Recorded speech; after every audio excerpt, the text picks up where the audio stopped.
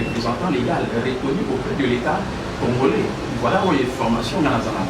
Donc, pour le Moussouana, ceux qui exalient, je crois que Nazana Likamboé va recotater dans ce cas vis-à-vis à l'État. Je suis à Batoubaï, au monde il va dire non, le capital on va soutenir ce jour, c'est dans cette ligne. À côté, vous n'allez jamais aider nous ainsi de suite.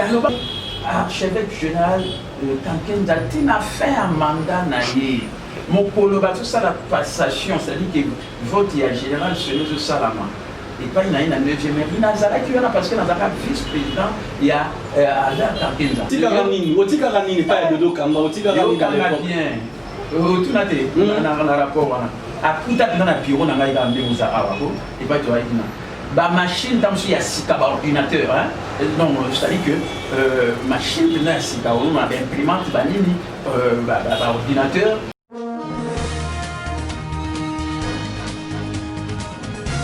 Moi, je suis venu à papa, maman, Congo, Kinshasa, Congo, Brazzaville, Bandeko, Bazan à Londres, Bandeko, Bazan à Paris, Bandeko, Bazan à Allemagne, n'a pas si bien à Belé, émission à Bino, n'a qu'à chaîne Nabino, chaîne Moko, écho de victoire, Bino, no Sobana, écho de victoire, n'a pas si bien à Mingi Penza, pour la émission à Mokolo, n'a ébiqué Bozawana, Bozala Kosepela. Et après émission, Oyo, Oyo, Babunga Kinzila, Bakozonga Nanzila. Bon, la émission à Bukebi, Nzamba Pambola Bino. Na émission à Lelo, il peut s'amener Bissou Libakou, Yaboyamba, Mokoto. Moussali Nzambe, Moko Nzambe, Azotombola, toujours dans la République démocratique du Congo, et Moko Nakati Yalisanga, Otobengi, RSC, Nakombo, il y a évêque capital. Papa, bonjour. Bonjour, bien-aimé. Je crois bien que santé est malade. Très bien, à merveille. Ok. Tout ce pays qui nous a donné dans l'émission, toujours dans l'émission, comme la fin de l'année, tout ça, la bilan d'abord, il y a l'église Réma, Oyo Zami Kokamba. Nous sommes en année 2020. Bien sûr, nous sommes en bien, toujours la présence féminine, nous sommes toujours naïfs. Nous sommes toujours bien passé à l'école pour naïfs. Vous avez commencé cette œuvre avec moi. Et vous voyez, aussi, ça m'a dit, vous voyez, bien, dans 2020, bien que l'année où le monde entier peut connaître la perturbation au début de la Covid, pour l'année 19, je crois, mars 2020, peut-être dans le confinement, nous avons le 16 août 2020.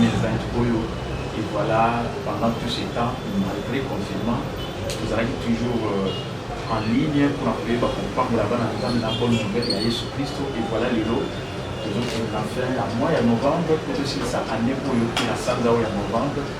Puisque l'église est en évaluation, parce qu'on va toujours, sans l'évaluation, la vie et les compétences tendent à se développer. Voilà pourquoi Sanzao, pour la possibilité, ça fait mois de novembre, pour le mois de décembre, on va préparer pendant l'année 2021, où il y a miséricorde ensemble, alors qu'il y a une année à monter ensemble.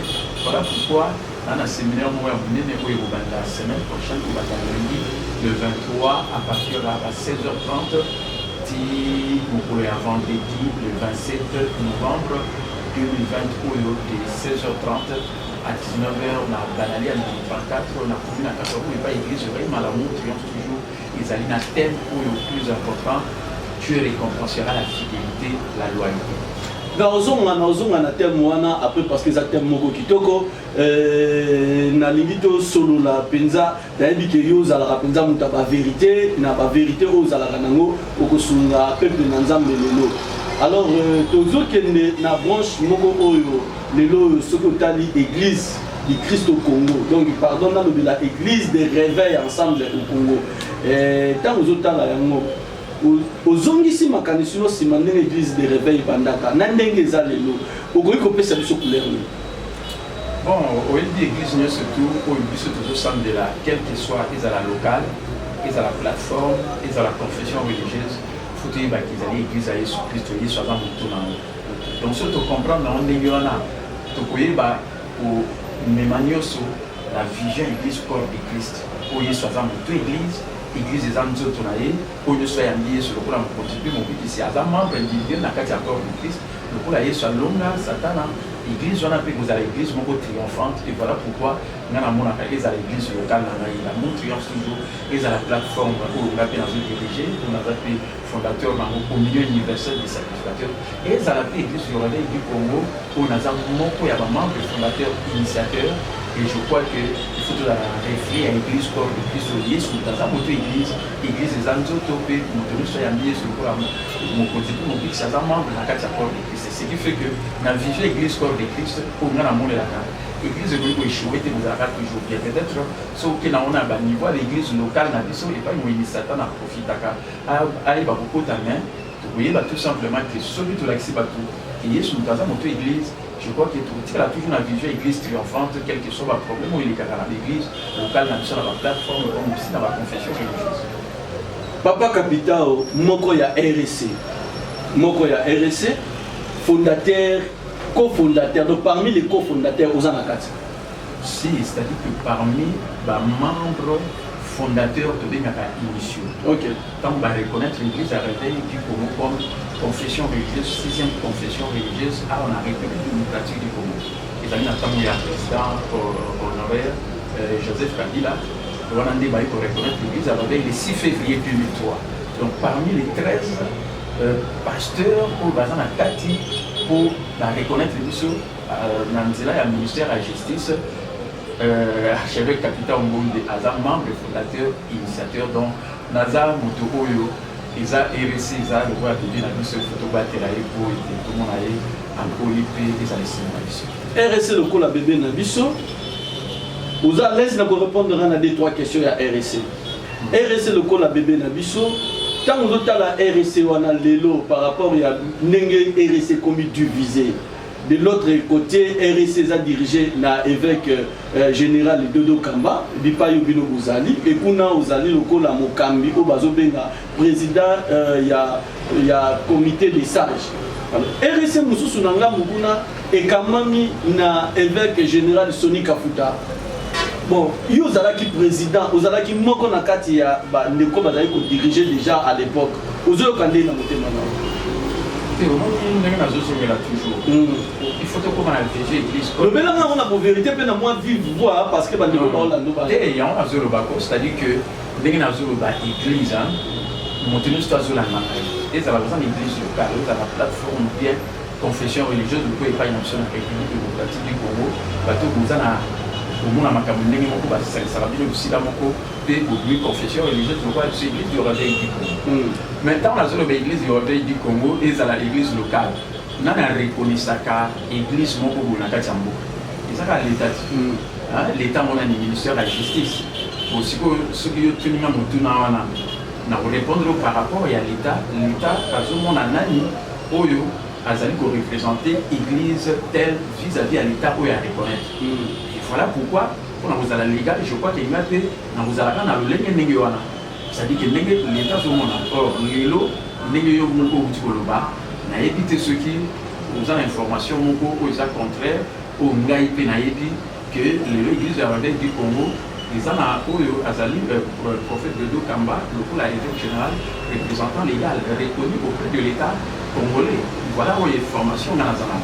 Donc oyo mususuana ceux qui ezali je crois que nazana likambo ba kotate nazotala likambo vis-à-vis à l'état par rapport au yéndé mta reconnaissance biso pour te ba ko oui bah que tu peux fonctionner dans quatre ans pour ceux qui va reconnaître que tu peux fonctionner naebi kozala mutamaye lepele et pour nga ko se réserver vraiment na kati wana nde naebi mais ko mona likambo yo bandeko ba olanda ba ebi ke RSC le deux amis bale ndenge bandeko ba olanda yo lelo bandeko ba olanda na baza na Paris baza na Allemagne baza musika même bandeko ba na Kinshasa awa bazolo ba ke RSC le deux amis bale mais yo le zo reconnaître RSC o ils a dirigé et pas ya évêque Dodo Kamba par rapport à l'état. On a par rapport à l'état, mais que ça la destitution à pasteur Soni Kafuta, il travaille qui na RSC. Vous allez qui peut manquer na kati ya lisanga o Soni Kafuta le général azala qui co-diriger. Et ça là bien. Na éviter ceux qui moto les camo que salier passi, yo pe et que ça malamu, et que ça le pega passi. Vous comprenez? Et surtout que, quand on le dit, les Cambodgiens, tant on a besoin de bango, je crois que Naïbi Makamounio surtout n'est négatif. Ok. Nazalaka président, il y a conseil du sage, il y a l'église du réveil du Congo, dirigée par son éminence Soni Kafuta. Je lui dois beaucoup de respect, et à son respect, ma casse pas une analyse. Avec les sabbateurs, ça va. Vous comprenez? Non, il ne comprend pas. Donc, Nazalaka président a un conseil du sage, tant aux autres, il y a une institution.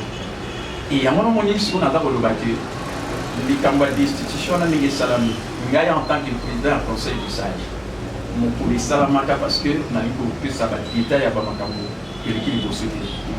Mais ce qui va aider, bah comment on a que na défendre qui est na la qui ça qui fidélité loyauté tina suka. On l'a dit c'est fidélité pas un nani. Ah, et pas un nani. Et pas il y a général Soni Kafuta tant on a eu pour y va diriger. Et nous avons président conseil du sage. Ok. Et dans Makambo et puis Makandenge, même à ministère de la justice, il y a en tant que président du conseil du sage, tout ça qui, tout ce qui n'a beaucoup, membre exécutif, tout est pour l'année pour tout ça les ramondes de pour ça les il y a un moment que malgré que tout le monde dans le ministère de la justice, le ministère de la justice a dit non, il y a un traitement en assemblée générale, et pas ma ministre tout évolué par l'État, compte tenu de ce qu'il faut formuler contre et pas inaïe, au but de ce non, et voyez, vous allez l'ignorer, c'est la raison pour laquelle on a dit que biso to eba ko défendre pour la parce que to ba que non ba tout bali ko ngora e bo humain aza innocent d'où nous pour la ba na so ba qui na assemblée générale comme ça les moko a pour répondre na ba client pour l'assemblée générale ceux qui les camouza na moté donc to continuer na biso la mona schéma wana nde oyo biso to memaki oyo ngai moko personnellement parce que autres na mutuna na memaki tina suka invité so za pe moko l'assemblée générale wana oyo salamaka oyo institution na ye ko mona ka position oyo ngai on a dit que non, dans la zone d'Ima, il y a des destitutions, il y a général Soni, mais locaux les acquis assemblée générale, l'État, à partir du ministère de la Justice, a approuvé l'assemblée générale, on a développé date dans les acquis convenus des communs accords de deux parties où ils allaient voter à général Soni. Où il a fait qui comme président du conseil des sages, il a fait l'arbitre, mais il a vice-président, il a côté, il a finalement, il y a une assemblée générale extraordinaire, où il y a autant de Koumaki, il y a une assemblée pas sinon le PSQ, et ça ne pas citer parce qu'il y a un problème dans les alaki que nous avons défendre pour l'assemblée générale sur les Tina Souka.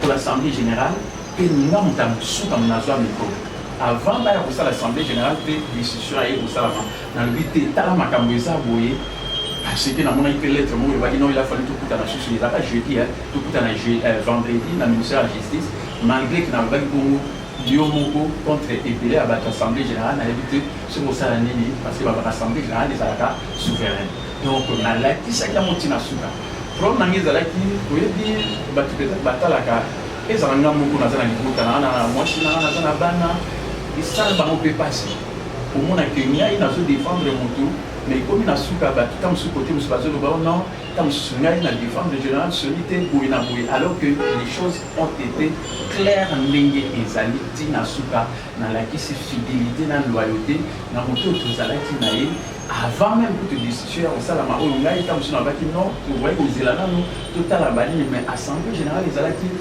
souveraine, vous comprenez? Donc voilà un peu le problème des équipes psychiatriques. Or, le problème on a vous allez résolu peut-être de deux manières là, la finalité n'est pas une macam. Ce qui est montant monsieur général, ce n'est une assemblée générale, on a dit non, t'as la macam vous avez dit vous voulez pas voilà, il vous a voulu. Mais on aussi là haut, peut-être vous voyez on continue la vie sur naïf. Mais le pôle a quitté. Vous comprenez? Parce que après tout, le bâtiment, vous voyez, se présenter l'assemblée, on a dit parce que il y a mon papier, c'est des jugements qui vont voter, alors que normalement, déjà, date de ça m'a dit là. Et après, le quoi est montré, d'après une information que ça m'a dit que non, Albanie, autant peut-être que à ça la démission a été dans le conseil du sac. Mon colonne a été dans ce lac, mon coup, les salams a quitté. Alors je ne pouvais pas faire autrement, je ne pouvais que, comment on a fait passer dans la Likambo ou Taïboleka. Oyo, vraiment ça va passer au niveau tuningai, n'est pas tant ce qu'on va passer parce que j'ai le défendu jusqu'à la fin et dans un côté à mon azoloba, j'ai à faire preuve à la loyauté na fidélité. Mon temps battu balobaka non, il t'a trahi au monde. faut que la finalité le Cameroun va trahir le Cameroun est est-ce qu'elle a dit contre Moutouana? Or, en aucun jour, au lieu qu'on n'a pas contre le général Soni, beaucoup de respect. Et pas une année, Tina Souka, ou même Ezalaki, Neni Makambo, l'État, Amigaki, et ça, là, Neni Wana, qui est Souka, la preuve en est que pour la aussi, ça, Mikambo, loyauté, voire même étant l'Assemblée générale, le coup, la Tamsou générale Soni, bah, vous avez décision, normalement, il y a un qui bon, il y a un qui comme tel thème, le coup, les assemblées générales. Le coup, la bâtiment, ça va décider, voir Nayoka à mauvais opposé, et opposé de mon côté, et voilà pourquoi, malgré Wana, mais OEP, Azala qui t'envoie au salaire à la élection à Moto, à oui, beaucoup ma psychana, il va qui fait un mot sur place à la queue, et Zala qui prophète de Kamba, et tant nous, on a le candidat M. Bassal qui a eu au Lega. Alors à ce moment-là, la langue a été bien. On a fait l'élection, tant on a été mis là, tout en sachant que la défense de général Soni Tinasuka, au lieu de toucher à monter malade, n'est pas voter dans l'élection, il y a pour ma parce qu'il y a une assemblée générale, il y a composé.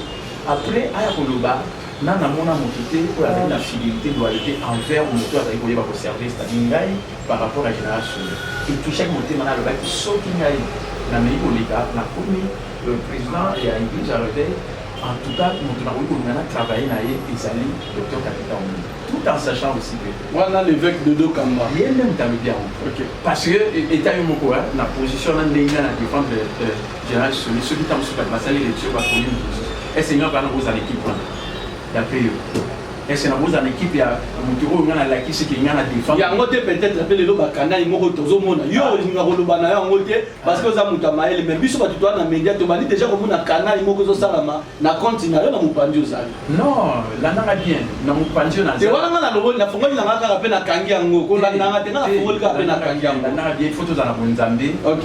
Nzamba za bolingo, tout tamula na bolingo, tout tamula toujours na bolingo. Pour le moment tinga na tamula na haine. Ça je l'ai dit. Parce que haine boyina, ils ont dit dans le temps où la toujours na bolingo, quelle que soit la circonstance. Vous comprenez? Donc cela avec ça bolingo na, il pas général Soni et que tant sur le dit battu sur côté na va pour s'en prendre et pas na ngai problème na temps où la bolingo, mais une chose est vraie, témoignage kaya oyo azali wana avec Dodo Kamba, les faits à l'opique ah non na mon témoin que là na fidélité na loyauté. Mais là, il faut que les gens ont monté, ça ne laisse pas bâtiment, surtout la fidélité, la loyauté. Sauf que vous avez un moto, vous avez travaillé là, vous avez Tina Souka, à moins que peut-être ma circonstance, moi, il y a ça là, tant que vous avez au Cabana, tant que vous défendre la loyauté. Vous comprenez, mais on a qui c'est fidélité, la loyauté. Moi, j'ai eu à faire preuve de cela. Alors, si vous avez désigné dans l'élection, vous avez dit, non.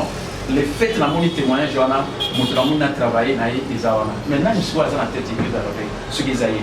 Alors si vous avez dit non, à cause de cela, le cause du président du conseil de ça, normalement ce qui le gouvernement m'a dit, mais pour la on a travaillé, on a toujours un poste parce que, à mon que, dans ça, il y a intérêt général, où ils allaient à l'église, porte l'église, où il y a l'église, mais ils ont intérêt comme ce il y a un motuté, mais nous avons tout ça, il a en servant les autres. Vous comprenez? Et tant que vous servez au moto, vous allez fidèle, vous allez voir ce qu'il y a à faire preuve. Donc voilà, il qu'on a mis dans la ça et pas une abattu, surtout témoignage, j'en arrive à couper sans mot pour édifier, madame. Alors ce qui fait que son hasard ici, comme on a voté la terre, tout le temps, sous que parce que même il y a prophète Ludo a témoigné devant le pasteur, on est surtout à lui que mon couloir n'a pas attendu pour l'élection salamati. Il s'agit d'un bout, monsieur abattu, tout le monde a dit non, le capital doit soutenir ce qui n'a pas de lien. À côté, vous n'allez jamais, mais ainsi de suite. Alors, on va devant battu. Mais il y a le non, il y a un baguette pour le babou parce que la monnaie fidélité doit le faire à beaucoup. Et Tikaye, il y a pour la monnaie qu'il faut travailler. Donc, la principale leçon, au bis de l'Europe, ça n'a pas de Christ mon climat. Tout est battu, tout le temps, on a tout le temps, on a NTP, tout ça, l'église, corps de Christ, ça dans notre église. Na kozonga mon évêque na likamwana simba yango bien ya loyauté mais na ligi déjà na bandeko ba landanga na Allemagne bandeko ba landanga na Paris bandeko ba na États-Unis lokola ndeko na ngai Richard Mbuku na États-Unis na pesio mode pa yozali nazo mendela bino ba vérité autant mususu bo tout na biso à tout moment alors na lingi na memela yo eloko moko au travailler dans mon pandi à son éminence évêque Albert Kankenza. Il a travaillé pendant 20 ans à la tête à RSC. Mais à tiki résultat à RSC, n'est-ce monseigneur Alobara pour la FCC médiocre. À tiki médiocre. Bisson ne se pose à l'analyse, même ceux qui n'ont pas colobaté, tout le monde. Mais ils ont une pandi naïe. C'est que donc résultat on a eu posé quoi on a 4. Parce que tout le monde bureau à RSC inachevé. Que ça RSC pas même un franc. Toyoka Masola Baba Tracteur, Masola Bilanga, bah c'est créneau ce bima, mais Lelo Oyo, RSC 0, 0, 0. Donc même le fait que j'ai Dodo Kamba, Azo Bandela 0. Bon, le lot petit c'est pour le Billy Kambouya, archevêque général Albert Kankenza. N'a pas ça témoignage dans la fidélité dans la loyauté. Est-ce que Bato Oyo Nimati n'a pas fidèle dans la loyauté et pas une pour na fait un mandat naïf. Wana yo zo loba, mais on a besoin déjà la vérité. Oh yo zo loba te, mais on a besoin déjà que Nemozana bazo ba taxi yo déjà ba yo za la retraite. Yo que déjà au trahir Coutinho Fernando, au trahir Albert Kankenza, au trahir Sony Kafuta. Et puis ba banga na mupanza ba Dodo Kamba ba lobi ba banga ke pour trahir pe Dodo Kamba. Yo kama te. Na yo kayo. Et banda archibishop Coutinho Fernando. OK na archevêque général Albert Kankenza. OK na le général Sony Kafuta. Moi ma casse na micro na nga ya po ba yo kayo. Bango misatu. Ce qui est un pasteur moi pour tomber la musaki. Na éviter ce peut premièrement, ils ont un pasteur moi dans la grâce. Il y a pour travailler dans la salle dans Nzambe au lieu sur bateau considéré comme leader le Kolangai grâce au nation. Mais c'est là yo mo yo baraki aux la retraite. Yo mo yo baraki. Mais yo rappelle quand même ba trois ba ki capital au traître yo ka. Ngana zolo ba tant ba zolo ba traître, ba zolo ba ndenga mabe, ba le bandé capital za fidèle puis loyal. Vous comprenez? Ba le bandé na za fidèle puis loyal. Vous comprenez ngai? Parce que c'est au bazolo ba traître, ba mon bazolo ba tikanga. Trahissez pas Coutinho Fernando. Yo kanabi. A travaillé na archibishop Coutinho Fernando 11 ans, 6 mois et 6 jours. Vous comprenez? 11 ans, 6 mois et 6 jours. Ce qui est dans la Moussane Nzambe Oyo ka sango église bakandi pasteur et puis nous avons évité ceux qui ont dirigé l'église, nous avons deuxième personnalité ancienne des anciens. Nous avons l'église, l'église wana na tikali na toute une année na 1997 après pasteur tant va venir na prison na zone église pour la collecte na la pose na témoignage après la nanga bien ngai na archibishop Coutinho mais yo le bakinga na trahi mais parce que au kabwana na biso mbalé oui binzambe si les portes nous kangani à fond la porte monsieur na ninga ba comprendre na sens à lingana parce que na ko le ba jamais m'appeler ya musana nzambe monsieur bah autant sur un travail parce que Bible dit qui es-tu pour juger les serviteurs de Dieu na le bara toujours aux amalam donc nous nous on a sur le bara na le bara yo bomba ya bango mais bango bien te yo kanga bien même to bombi ya bango mais na sur le bo nzambe qui justifie les gens c'est Dieu et ça va tout c'est Dieu qui justifie ça va tout là dans la bien alors dans le binayo ngai na archibishop Coutinho ndenge na meta qui fait un mandat à ministère ya aide. Parce qu'il y a un ministère à aide, autorité, parce qu'il y a un visionnaire. Un certain 6 février 1997, dans le bureau, on a été dans la mission d'année. Après, quand tu es au solo dans la souka, tu peux saluer une beauté. Bon, c'est-à-dire que je te laisse partir, mais à l'objet du je regrette de t'avoir perdu parce qu'il y a des éléments très importants.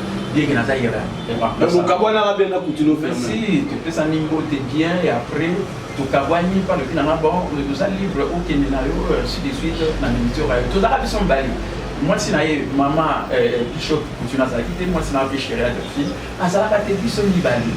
Donc, bateau, comme à Jean, il y a diable pour me maraba na nzambe bien public ko baloka bango na ba médisance na ba calomnie biloko nzamba limerate parce que yebi likambote mosolo banikamo parce que moni que na landa même ta pasteur mon bazolo non mutu wana trahi il va trahir pasteur Coutinho alors que quand il y a église revient na ko citer comme moi mutu mais yé mo pas yebi mais est-ce qu'il y a yebi ngata na la ancien des anciens a yebi net aussi ça ba nini ngana archibishop Coutinho la preuve en est même tata mususu na za kisu na armée des victoires mais l'archibishop Coutinho quand on a la prison à Makala na ngenda kutala pe na même ba collaborateur na la na za ba on a église sur malamu triomphé tant moi on a ka bango sipelaka a dire c'est fou alors on a ba fou comme na bonda la kona abonde la kona bango tant que azalaka na nini na hôpital avant même à voyager ndenge à voyager qui je dans la photo azali na hôpital ce qui centre médical ya Nganda maintenant que ninga na chef na la fille na moi na biso ya misa qui glodi et tant que azali bisika na maman et bishop continue ta maman ni dit ah oui otala beaucoup nani archibishop ça comprend pas que moi voilà mon comment to famille na maman et bishop continue Fernando tant on a une prison tant on a un collaborateur après ça il témoigne de la vie à la bâtiment c'est pas pour que ça on a vu on a lié à l'échelle capital à piscine et du loco na mondial on a ouvert parce que vous ça on a dit pour se comprendre le témoignage parce que la terre a bolingo pour ça on a dit ngi ba pasteur nous surtout bâtiment surtout là là batambola na bonzambe batambola na voilà comment j'ai été et na oui c'est tout même cas famille à archibishop tu es pas y a la femme là na sima na bantu za na bantu der na oui so bikolo na moni ba na matanga mo bo na kota famille ko ezali ya bango na Facebook ta on a commis tout na moni moko ya kati ya libota chéri nga a bien merci papa nazarana ba chef nazarana ba innocent ya famille na ibani na bango on se comprend donc on se montre que ça passe comme on a battu bazolo ba mappé ya battu na mappé mutu aza na mota loke mutu na za malamu on travaille na Sony na RC yo kanga bien on l'a dit bien on bandi Albert Kangela sur le but combien d'années à celle qui 20 ans oui on a travaillé à part 3 ans pour on a démissionné parce que na moi il na valu président provincial église à Réveil du Congo et na moi il na valu sur le pouvoir ya quoi gérer comme teni ga ya batba pour interférer aux autres ça na yo et basaka baton bango ga ba yebani et tant que pour interférer na moi on a dans pouvoir gérer ma bani na démissionné na ça 3 ans na valu sur ma activité ya église à Réveil mais après tant na yozonga il a accompagné archevêque général Kankenza, il a fait un mandat naïe. Mon coloba, tout ça, la passation, c'est-à-dire que vote général, c'est le Salama. Et pas il y a une 9e maire. Il y a parce que dans le vice-président, il y a Albert Kankenza. La ville à Kinshasa, on a oublié ça. Il y a un ordre de l'église à Réveil. Ceux qui battent le bateau, qui battent le bateau, ça rappelle un bon ceux qui au PC, mon nom, PC, réussi, ainsi de suite. Nanyango, Oyo, à ça là que. Oui, puis il y a donc l'église de Réveil, vous allez au côté de la RSC. Il y a un bien. Il y a un président. Bambon, on a eu un bateau, un bon, l'église à Réveil, Jumbo, on a Libanda. On a un côté de la dépôt, Bassusangati. On a un président provincial. Nous sommes économistes de formation, dans le travail, dans la vie professionnelle. Donc, nous avons pas zéro, ils allaient comme ça. Donc, nous avons généré et après, l'église a réveillé. Vous dit que ceux qui font la compte, la banque, ils sont là qui passent, ils font la compte, la banque, et vous avez un montant, $6 000, la ville à Kinshasa, 9 000 moto le seul pasteur, l'église a réveillé du Congo. Oyo, ça l'a audit.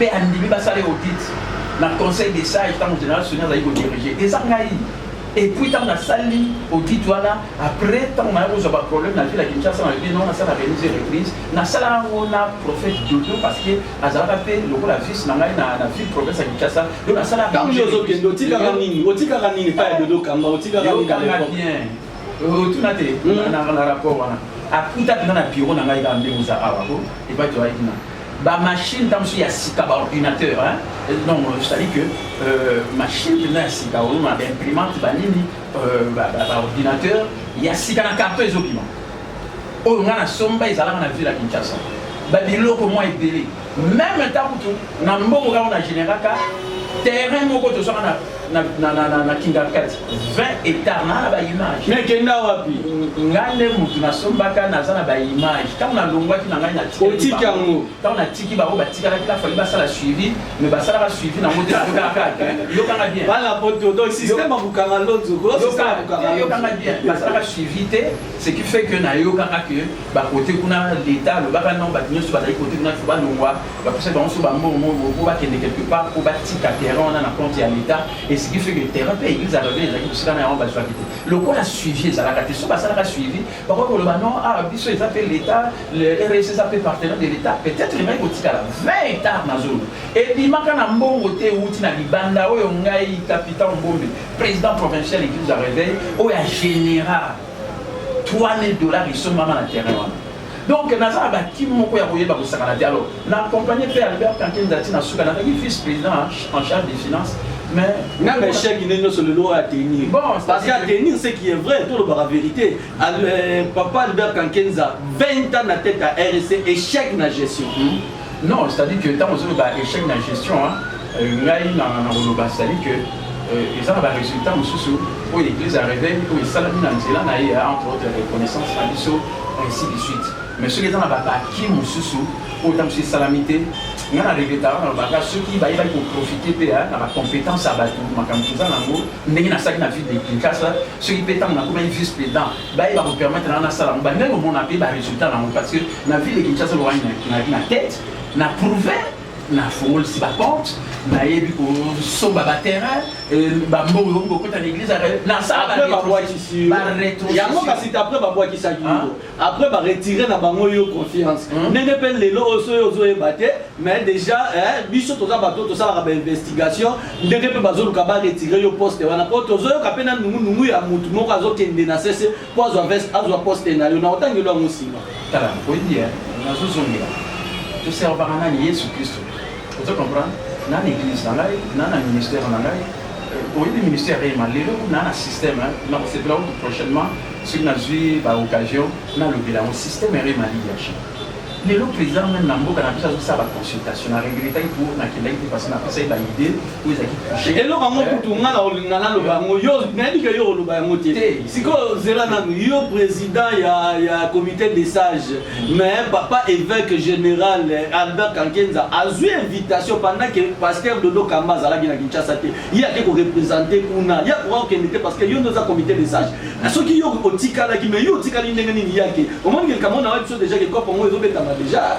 Non, on me dit bien que le prophète de Kamba est même dans la tête à la quitté.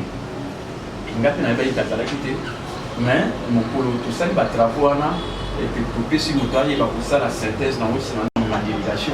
Mais il s'agit que, pareil, à quitté, on a une autre information, ça fait, je crois, 2 ou 3 jours, là où il y a, tant on a fini, parce que tant on n'est pas voyagé, on a même un contact avec lui. Et dans ce temps, il y a 2 jours, tant on a fini, à Ebi Kozonga, na ici la situation de ce voilà toute totalité mais na zolo ba oui pas tout tana je crois que na yo ba ça l'appréciation côté ou bien jugement mon de valeur ainsi de suite mais est-il que une chose est vraie na président Sengi ba contribution ngai au PC contribution na PC contribution na mais la présidence OK tant na talipé na texte na ils ont ba élément monsieur très important au ngana c'est là qu'ils à la main na mona ibacha on a texte c'était na réalité na plus exemple et puis tout le monde na lundi ba on monsieur ba la consultation et pas président mais ba on monsieur ba zo ba toujours les Cambodgiens a vécu quotidien à Congolais. Vous avez bien. Non, mais il faut que régional parce que les autres communes, les Arabes tout le monde doit apporter solution à la montagne, ce n'est pas Ali, après apporter contribution personnellement parce que capital au niveau de la Naraï. Congolais, tant que président Abisso Félix Antoine Tshisekedi Tshilombo a lobby le 30 juin 1960 que le revenu moyen à Congolais est à $400 par an. Vous avez bien le revenu moyen, c'est-à-dire que Congolais a soit $1000 en 1960, de là je soit $400 en 2020. Donc à perdre au moins $600. Vous avez bien. Alors, il faut battre en arabien parce qu'il faut toujours apporter solution à peuple. Mais tout important, il faut doter à peuple en haut, les Camerounais sont caractérisés. Alors, la partie on a dit non. Le président me dit que les Congolais vivent à $400 par an. Or, en Némo, ils en ont 365 jours. Sur ça, les 418 par 365, c'est $1,09. Donc, les Congolais vivent à $1,09 par jour. Où ils ne gagnera pas de dépenser. Or, $0,9 et ça, en deçà, il y a seuil de pauvreté, ils ont défini dans le monde, où ils ont à peu près 1,8. Vous comprenez que déjà degré le Rwanda. Maintenant, ma candidature est au Tikalaki.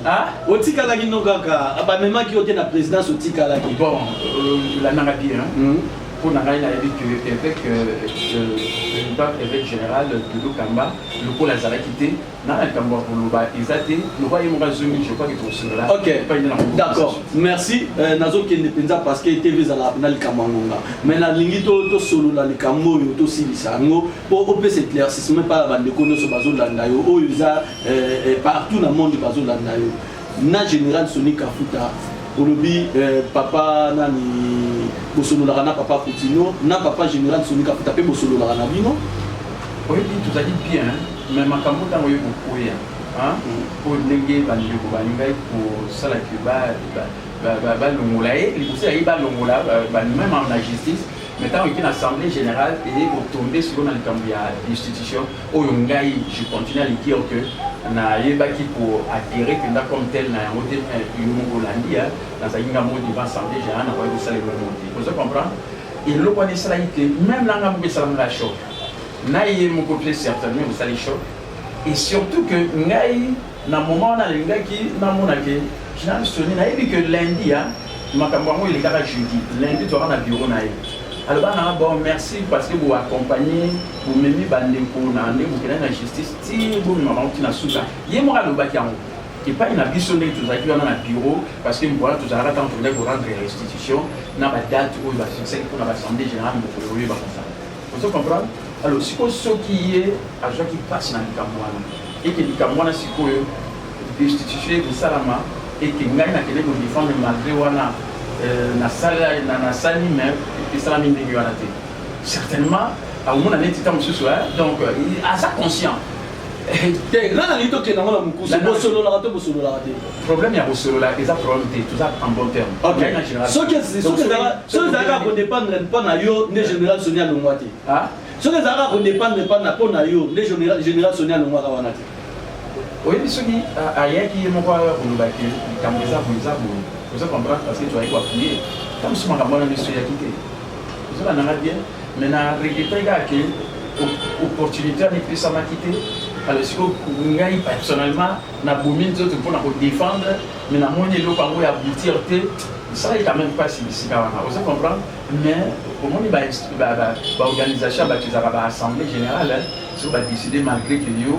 lever voix na yo nous avons donc c'est maman Patricia Luzolo bon terme natambola na bolingo fait tout tambola toujours na bolingo quel que soit le problème pour bolingo ba kolika maman Patricia Luzolo na Londres merci bozolanda biso na Allemagne maman Patricia Luzolo bozolanda biso parce que capital zo bimisa ba vérité na ye papa capital nazo suka caméra na ngeza wana aux retraite traité et pas na bato misato tout tanga Albert Kankenza Coutinho Fernando Soni Kafuta Rapingani batba lo mwelo kwana parce que so bazelo bango ozola na radio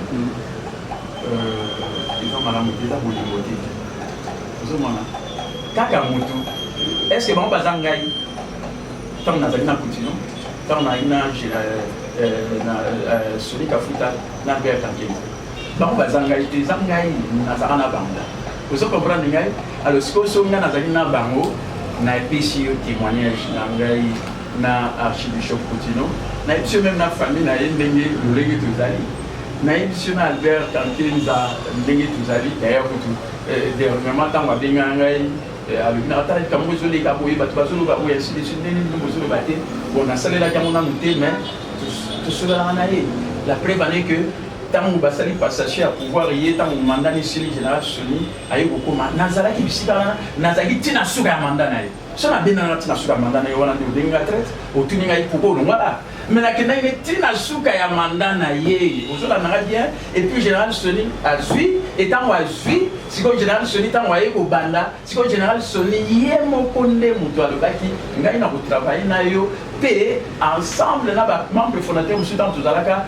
ntango fait papa Jonathan Zaki président conseil du Sahel il même ta dirigeaki mais tant il va y la biso si on a eu beaucoup ma vice président et après il même d'ailleurs reconnaître ngai ko na ko ma président ya conseil du Sahel alors il si on le balanga si on a trahir ndenge alors que na zaki en bon terme mais pour mon ndenge na memi makambu o ya ko défendre tina suka tina ndenge e comité au monipe oyo lelo évêque de Lukamba o lelo ata kokamba ndenge malobi ezali reconnu na ndenge ya l'état ndenge makambo ekendaki ye moko apesi témoignage est-ce que moto akoki kopesa témoignage na ndenge bato na balanga wana bien le coup la donné comme base dirigé à l'Oba n'a mon fidélité loyauté à pasteur capital archevêque capital et pas général sur et touché à la montée manalobi souligné à l'équipe notre travail na Esaïe aussi il y a le banga si vous souki Dodo Kamba l'évêque général où il y a l'église réveil pour le moment y à qui confiance et pas une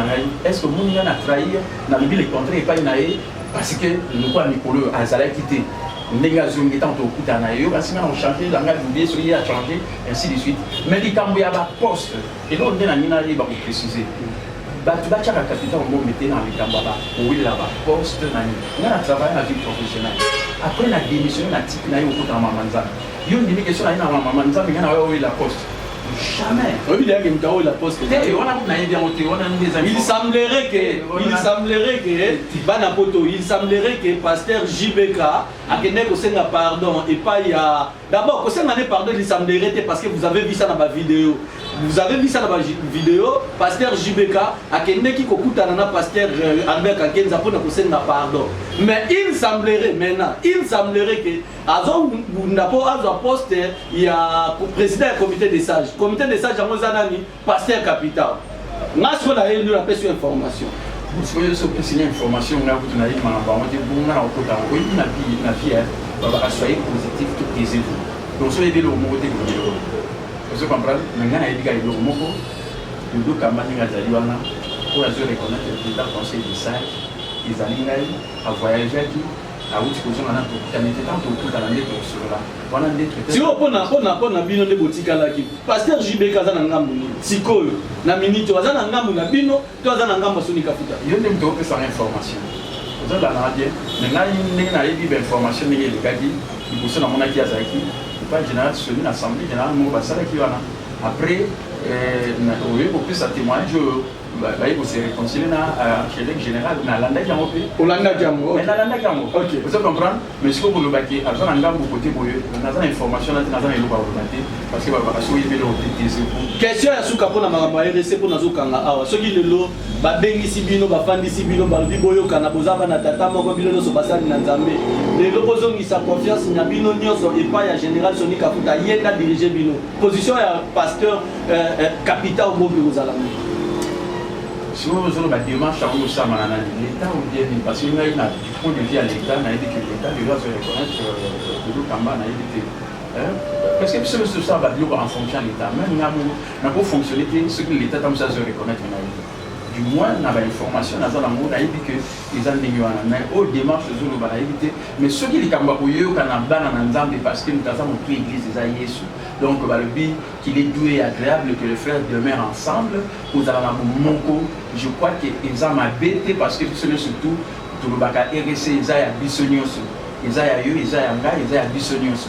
Donc, le but à mon mais selon le fonctionnement, on est les autres selon les reconnus dans l'État. Je crois que tout le temps, pour la mais sur la démarche, les États sur la bataille pour je crois que ça, il est au moins malin parce que il faut tout le temps parce que nous avons besoin de diable a voulu imiter parce que vous ne savez ça va pas tout et vous triomphera toujours. Merci pasteur. Dans ce qui est lelo on a kanga micro nangai pesa biso programme séminaire et rappeler biso titre nango thème nango bongo bande kono so bazo landa biso ba noter pe na ba agenda na bongo. Séminaire réseau banda semaine à Souka mois de novembre, c'est-à-dire lundi le 23 novembre à partir à 16h30 17h dans l'église Rima la Montrillon toujours dans Banalière numéro 34 dans la commune à Kassavuto. Mais la banda lundi, mardi, mercredi, jeudi et vendredi et Souki le 27 novembre 2020 de 16h30 à 19h. Thème dans les amis, Dieu récompensera la fidélité, la loyauté. N'ayez le Moukame à Matthieu chapitre 25 verset 21. Montenir surtout à Zola Nanga, Yazam Moussenanga, M. Azanani, Azam Ondini. Aïe Bamalobo et ça convoité aïe comme un jour papa n'a l'eau la bien c'est bien bon et fidèle loyal serviteur entre dans la joie de ton maître. Donc il faut te voilà pourquoi ngai ne motuni ngai ndenge batu ba qualifier na ndenge na bango na la kisi bango que la personne fidèle loyale et qui a eu cette classe de travail avec d'autres hommes de Dieu qui sont des leaders, en commençant par l'archibishop Coutinum, l'archevêque général Albert Kampenza et le général Soni Kafuta Roman. J'ai eu à faire preuve de la loyauté et la fidélité. Ça, je le dis tout haut. Donc, vous en avez traité. Pardon. On a établi Bango Badbazo de Bawebi. Si vous avez Babylon en Mignana, ils ont diffamation déjà. On a eu déjà la diffamation. Mais le col en disant que justifié. Alors, si on a tiré à la maboule en disant que c'est Dieu qui nous justifie, on a eu beaucoup de temps. Mais c'est pourquoi on est dans le dénga. On n'a pas pasteur, on a passé dans le dénga. On a tout dans le dénga. Est-ce que vous pouvez comprendre que un homme de Dieu a eu grâce à votre travail dans le leader de ce toit? Vous comprenez? Des engalis. Alors, si on a fait preuve de la fidélité, la loyauté, alors on a retiré un dénga, il faut la souga. Dans l'église, on a fait le ballon, on a pas à mon gars, moi, problème à l'ouïe. Mais il a fait preuve, il y a des gens qui supporter Nyoso. Et puis, tu sais, parce que l'église a réveillé, oui, même si tu as un sous non. À Québec, on a passé par PC Bambon. Je suis le seul pasteur. L'église a réveillé. Si on va le seul pasteur. Même Macabo, l'équipe le seul pasteur, un franc congolais, même il y a mon nationalité. Au contraire, vous n'avez pas parce que même si vous avez une machine, papier, donc le pasteur, il y a une intégrité financière, il y a une moussapito, il y a une bon, on a dit, à quel côté, parce que nous avons des presse, on a dit, je vais dire, le non, tu as la base côté, à cause de l'intérêt, merci Christ. Donc, du lundi 23 novembre, 16h30 à 19h, jusqu'au vendredi 27 novembre, Baya, dans le séminaire Mokoya Mounene, Dieu récompensera la fidélité. Il récompensera la loyauté. Baya Boyo, quand vous avez un témoignage, il y a seulement un mot de la chérie. Et tu as eu mon mot. Ce que vous avez dit, bah il bien les balles les bon soit les fidélité de la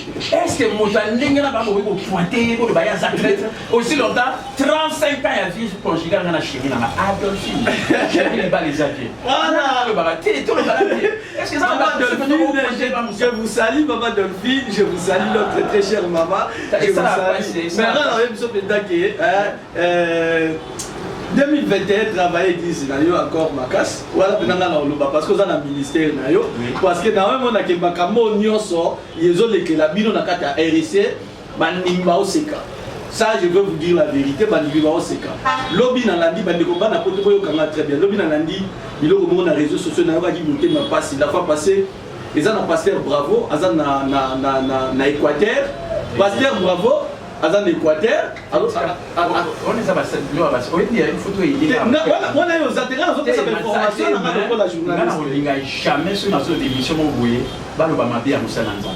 Ok, merci. Pour juger les serviteurs de Dieu. Ça, je ne peux pas accepter Balobama bien Moussa Nanzan parce qu'il a monté dans Moussa Nanzan.